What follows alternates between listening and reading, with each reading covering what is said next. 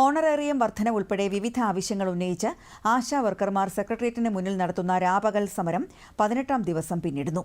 കേന്ദ്ര സർക്കാർ ഓഫീസുകൾക്ക് മുന്നിൽ ബദൽ സമരവുമായി CITU ആശാ യൂണിയൻ. മാർച്ച് 3-ന് നിയമസഭയിലേക്ക് ആശാ വർക്കർമാർ മാർച്ച് നടത്തും.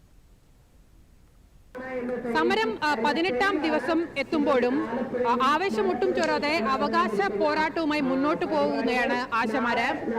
ഓണറേറിയം 21,000 രൂപയായി വർദ്ധിക്കുക, വിരമിക്കൽ ആനുകൂല്യമായി 5 ലക്ഷം രൂപ അനുവദിക്കുക എന്നുള്ള ആവശ്യത്തിലാണ് ഇവരിപ്പോൾ ഉറച്ച് മുന്നോട്ട് പോയിക്കൊണ്ടിരിക്കുന്നത്. നേരത്തെ 3 മാസത്തെ ഓണറേറിയം ഇവർക്ക് കുടിശ്ശികയായി കിട്ടാനുണ്ടായിരുന്നു.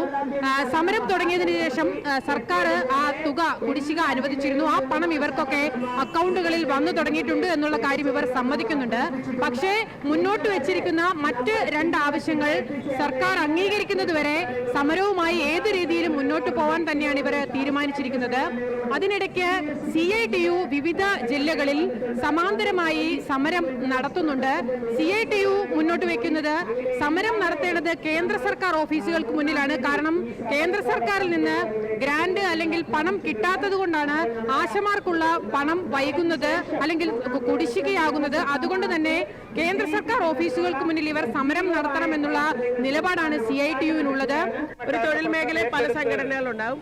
എല്ലാവരും സമരം ചെയ്യട്ടെ, എന്നാലേ നമുക്ക് അവകാശങ്ങൾ നേടിയെടുക്കാം. ഞങ്ങൾ അതിനെ സന്തോഷപൂർവ്വം സ്വാഗതം ചെയ്യാം.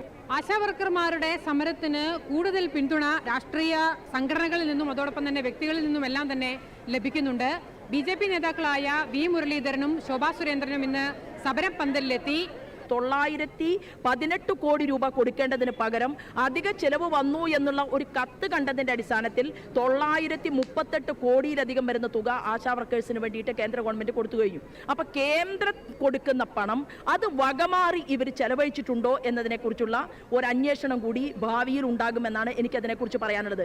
മാർച്ച് 3-ാം തീയതി വിവിധ ജില്ലകളിലുള്ള ആശാ വർക്കർമാരെ എല്ലാം തന്നെ സെക്രട്ടേറിയറ്റിന് മുന്നിൽ എത്തിച്ചുകൊണ്ട് നിയമസഭയിലേക്ക് ഒരു മാർച്ച് നടത്താനാണ് ആശാ വർക്കർമാർ തീരുമാനിച്ചിരിക്കുന്നത്.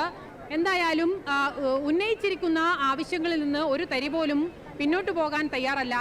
ഈ ആവശ്യങ്ങൾ മുഴുവനും അംഗീകരിച്ച് കിട്ടുന്നതുവരെ സമരവുമായി മുന്നോട്ട് പോകാൻ തന്നെയാണ് ആശാ വർക്കർമാർ തീരുമാനിച്ചിരിക്കുന്നത്. ജയകുമാറിനൊപ്പം PS വിനയ, ദൂരദർശൻ ന്യൂസ്, തിരുവനന്തപുരം.